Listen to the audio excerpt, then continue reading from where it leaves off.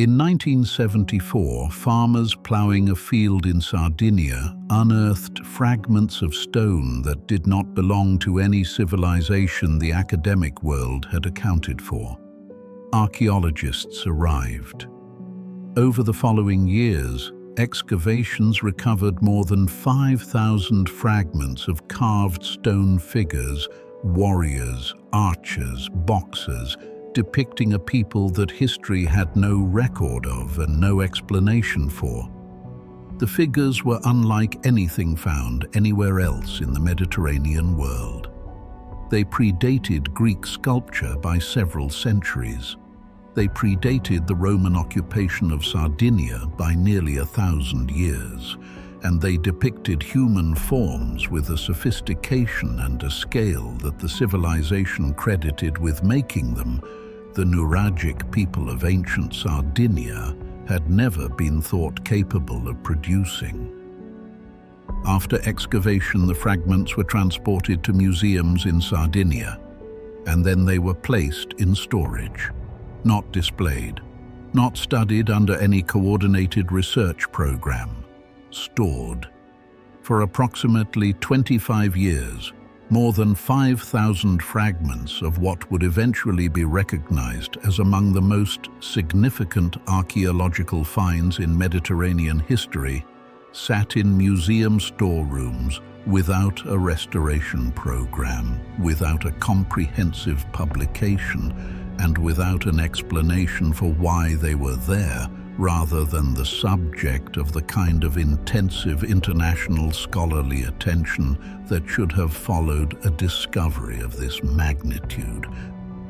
This is the story of the giants of Monte Prama, a civilization that built thousands of stone towers across an island, created monumental sculpture centuries before the classical world, and then disappeared from the record entirely, leaving behind 5,000 fragments of evidence that the institutions responsible for studying them chose, for a quarter of a century, not to fully examine. To understand why Monte Prama matters, you have to understand what the Nuragic civilization was and what it was supposed to have been capable of. The Nuragic people of Sardinia built more than 7,000 stone towers, nuraga, across the island between approximately 1800 and 900 BC. These are not rough stone piles. They are precisely engineered corbelled structures, some rising to nearly 20 meters, built without mortar using carefully fitted stone blocks that have survived 3,000 years of weathering. 7,000 of them still stand today. They represent one of the largest concentrations of prehistoric stone structures anywhere on Earth, on an island the size of Sicily, built by a people who left no written language and almost no external historical record. The academic consensus about the Nuragic people before 1974 was that they were a sophisticated Bronze Age culture capable of impressive engineering, but not of figurative monumental sculpture at any significant scale. The field at Monte Prama on the Sinis Peninsula in western Sardinia dismantled that consensus in the space of a ploughing season. As I examined the excavation records and the subsequent restoration history, the timeline that emerged was as significant as the discovery itself. The initial find was made in 1974. Systematic excavations began in 1975 and continued through 1979. Over those 4 years, archaeologists working the site recovered more than 5,000 separate carved stone fragments, pieces of figures that, when eventually restored, would stand approximately 2 meters tall and depict warriors holding round shields, archers with bows, and boxers in fighting stances. The figures were dated, on the basis of the burial context in which they were found, to approximately 900 to 700 BC, making them the oldest monumental stone sculptures ever confirmed in the Western Mediterranean, predating the famous Greek kouroi statues by nearly 2 centuries.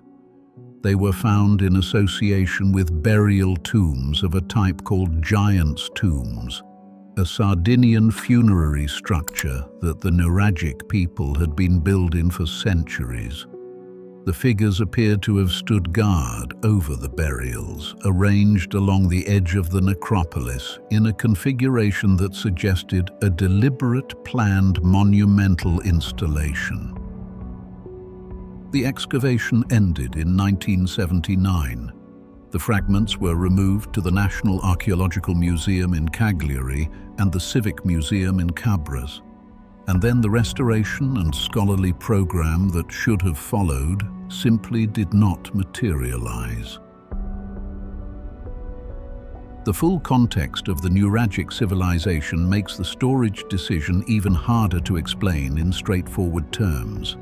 Sardinia has more prehistoric megalithic structures per square kilometer than any other region in Europe.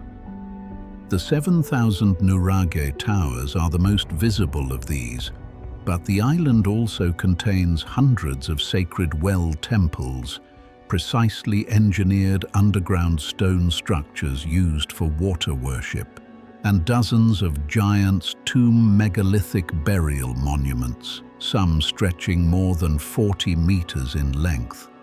The civilization that built these structures flourished for approximately 1,000 years, traded across the Mediterranean, and then contracted and declined in the face of Phoenician and later Carthaginian contact and eventually Roman conquest.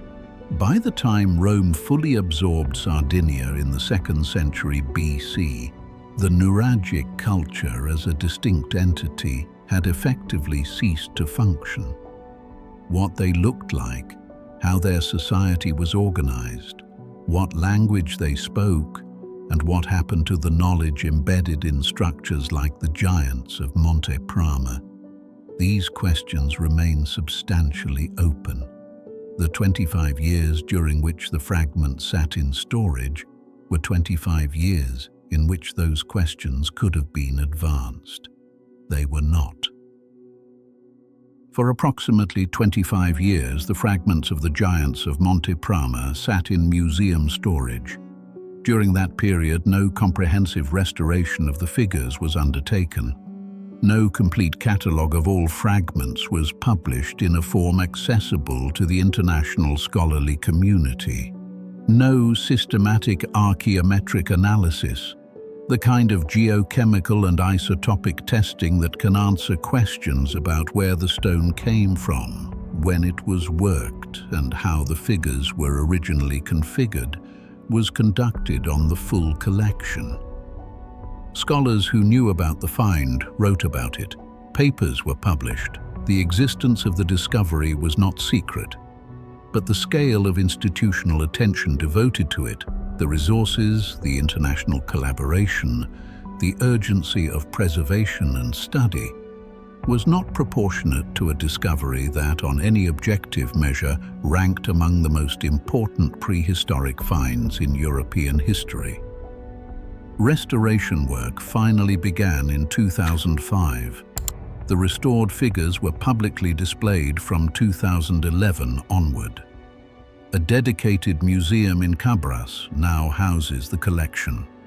The giants of Monte Prama are now recognized internationally as a major archaeological site, the subject of ongoing research and significant public interest.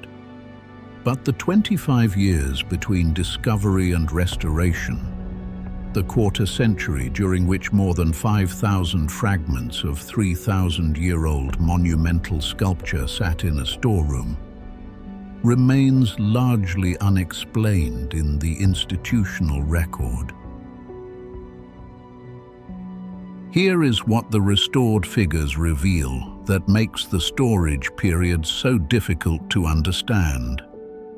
The scale is wrong for what the Nuragic people were thought to have made. 2 meters tall, yes, not physically impossible human figures, but imposing and deliberate in their proportions. The technical execution is wrong for what the Nuragic people were thought to be capable of. The figures show a mastery of stone carving, the articulation of muscle, armor, equipment, and posture that requires both sophisticated tools and a tradition of figurative sculpture that no other Nuragic site had suggested existed. The number is wrong for an isolated find. More than 30 reconstructed figures from a single necropolis site arranged in what appears to be a planned monumental installation implies an artistic tradition and a social organization that should have left traces elsewhere on the island. No comparable site has been found. The giants of Monte Prama appear in the current archaeological record to be entirely without precedent or successor in their own culture. That is the question that 25 years of institutional silence did not answer, and that the current research program is only beginning to address. Were the giants of Monte Prama stored for a quarter century because of simple institutional resource constraints and the chronic underfunding of regional archaeology in southern Europe? A delay that reflects bureaucratic reality rather than any deliberate decision to suppress what the figures represent? Or does a civilization that built 7,000 stone towers, created monumental sculpture centuries before the classical world, and then vanished from the historical record without explanation, represent something that existing frameworks for the ancient Mediterranean were not prepared to account for? And that a quarter century of storage, whatever its cause, allowed the scholarly world to absorb slowly rather than confront directly. The figures are displayed now. The questions they raise about the Nuragic people and the ancient Mediterranean are being studied now. What took 25 years to begin has still not been finished. If the civilizations that built monuments before the classical world and the institutions that took a quarter century to study them are the kind of history you want more of, subscribe, and I will see you in the next one.